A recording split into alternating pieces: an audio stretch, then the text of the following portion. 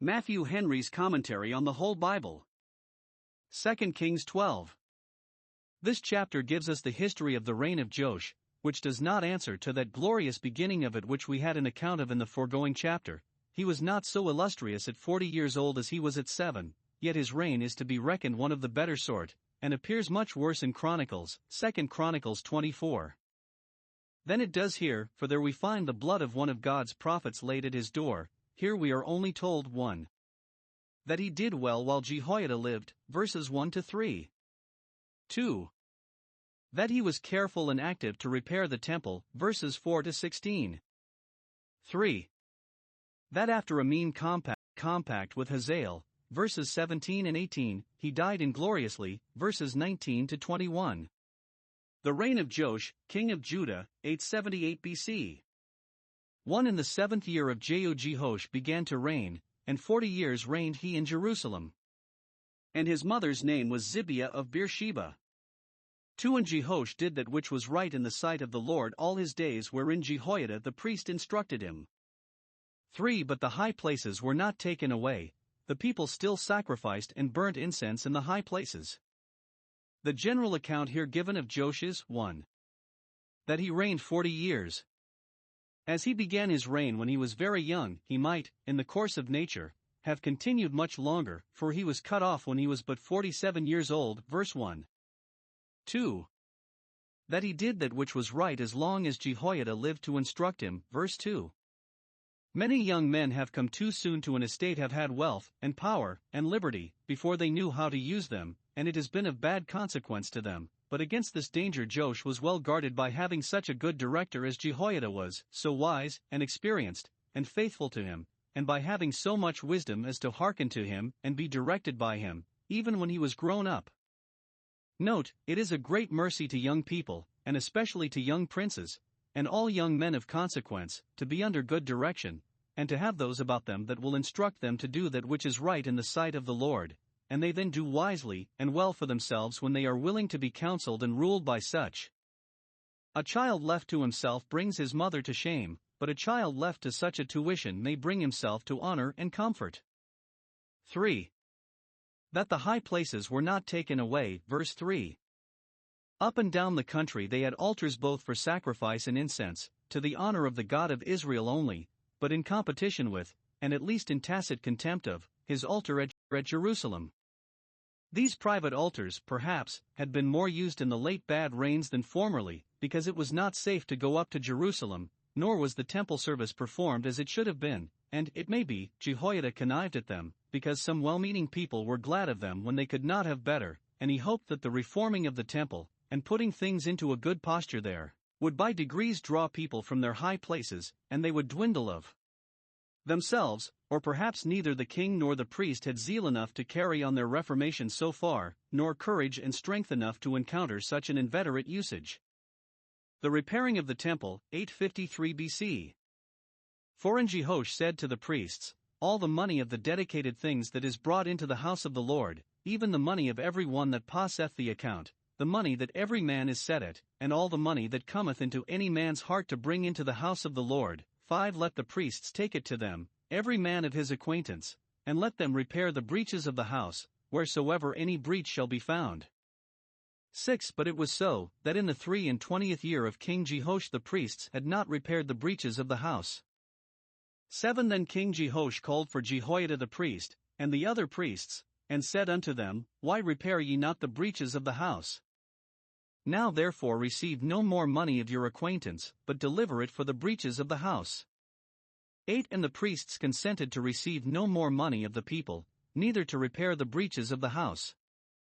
9 But Jehoiada the priest took a chest, and bored a hole in the lid of it, and set it beside the altar, on the right side as one cometh into the house of the Lord, and the priests that kept the door put therein all the money that was brought into the house of the Lord. 10 And it was so, when they saw that there was much money in the chest, that the king's scribe and the high priest came up, and they put up in bags, and told the money that was found in the house of the Lord. 11 And they gave the money, being told, into the hands of them that did the work, that had the oversight of the house of the Lord, and they laid it out to the carpenters and builders, that wrought upon the house of the Lord, 12 And to masons, and hewers of stone, and to buy timber, timber and hewed stone to repair the breaches of the house of the Lord, and for all that was laid out for the house to repair it. 13 Howbeit there were not made for the house of the Lord bowls of silver, snuffers, basins, trumpets, any vessels of gold, or vessels of silver, of the money that was brought into the house of the Lord. 14 But they gave that to the workmen, and repaired therewith the house of the Lord. 15 Moreover they reckoned not with the men, into whose hand they delivered the money to be bestowed on workmen, for they dealt faithfully. 16 The trespass money and sin money was not brought into the house of the Lord, it was the priests. We have here an account of the repairing of the temple in the reign of Joash. 1. It seems, the temple had gone out of repair. Though Solomon built it very strong, of the best materials, and in the best manner, yet in time it went to decay, and there were breaches found in it. Verse 5, in the roofs, or walls, or floors, the ceiling, or wainscoting, or windows, or the partitions of the courts. Even temples themselves are the worse for the wearing, but the heavenly temple will never wax old. Yet it was not only the teeth of time that made these breaches.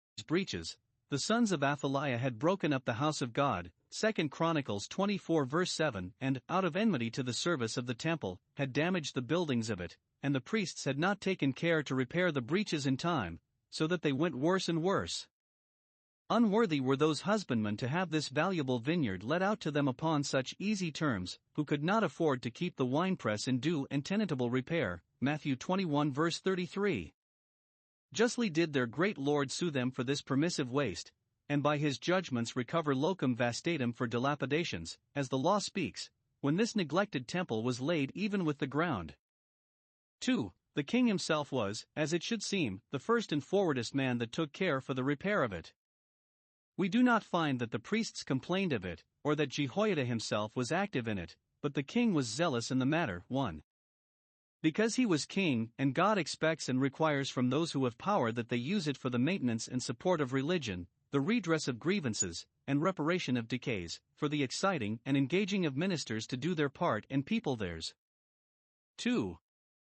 Because the temple had been both his nursery and his sanctuary when he was a child, in a grateful remembrance of which he now appeared zealous for the honor of it. Those who have experienced the comfort and benefit of religious assemblies will make the reproach of them their burden, Zephaniah 3 verse 18, the support of them their care, and the prosperity of them their chief joy. 3. The priests were ordered to collect money for these repairs, and to take care that the work was done.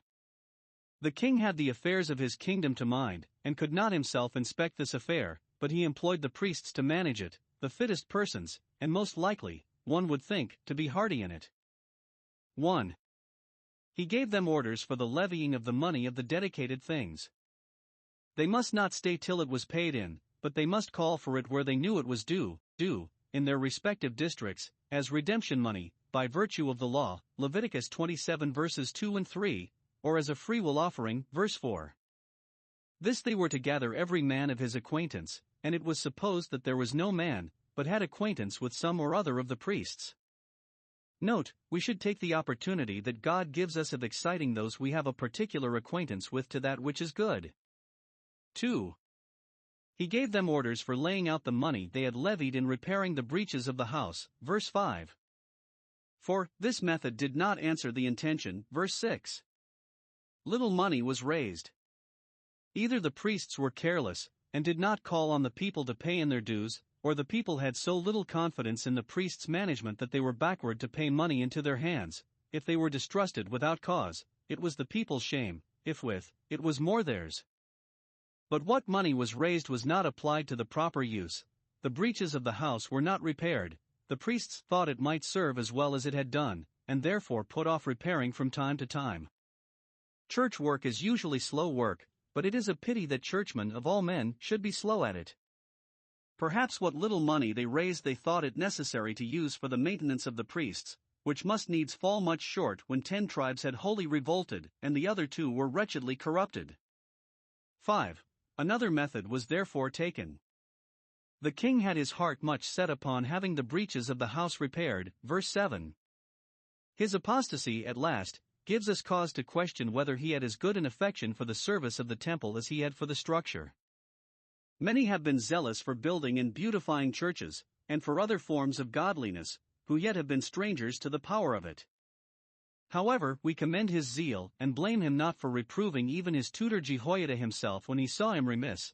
And so convincing was his reproof that the priests owned themselves unworthy to be any longer employed, and consented to the taking of some other measures, and the giving up of the money they had received into other hands. Verse 8. It was honestly done, when they found they had not spirit to do it themselves, not to hinder other people from doing it.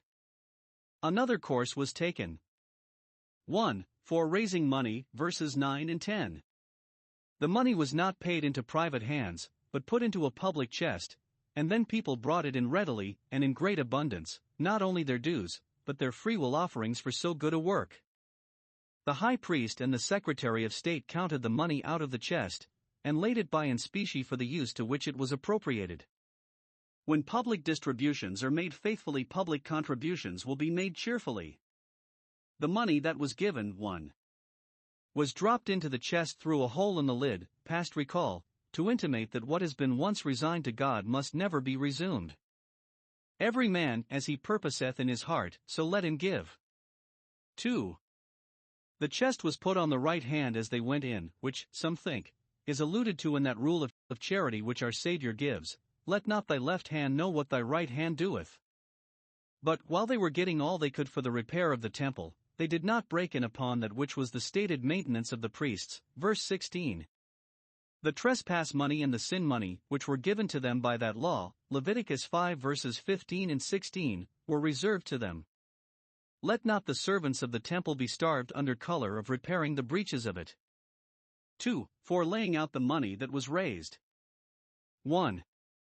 They did not put it into the hands of the priests, who were not versed in affairs of this nature, having other work to mind, but into the hands of those that did the work, or at least had the oversight of it.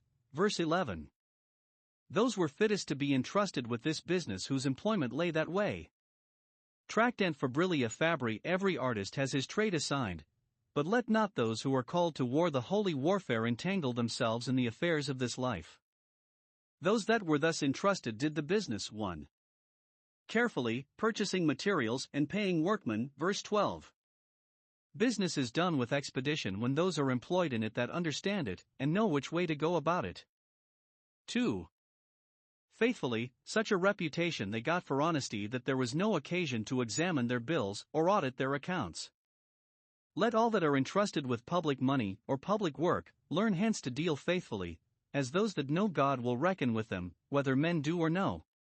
Those that think it is no sin to cheat the government, cheat the country, or cheat the church, will be of another mind when God shall set their sins in order before them. 2. They did not lay it out in ornaments for the temple, in vessels of gold or silver, but in necessary repairs first. Verse 13, whence we may learn, in all our expenses to give that the preference which is most needful, and, in dealing for the public, to deal as we would for ourselves. After the repairs were finished we find the overplus turned into plate for the service of the temple. 2 Chronicles 24 verse 14. Death of Joash, king of Judah, 840 BC. 17 Then Hazael king of Syria went up, and fought against Gath, and took it, and Hazael set his face to go up to Jerusalem. 18 And Jehoash king of Judah took all the hallowed things that Jehoshaphat, and Jehoram, and Ahaziah, his fathers, kings of Judah, had dedicated, and his own hallowed things, and all the gold that was found in the treasures of the house of the Lord, and in the king's house, and sent it to Hazael king of Syria, and he went away from Jerusalem. 19 And the rest of the acts of Joash, and all that he did, are they not written in the book of the Chronicles of the kings of Judah?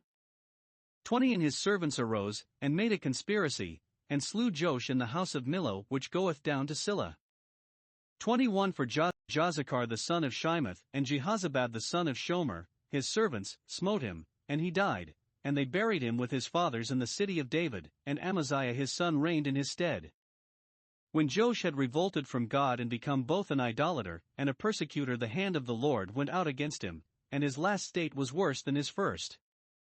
1. His wealth and honor became an easy prey to his neighbors.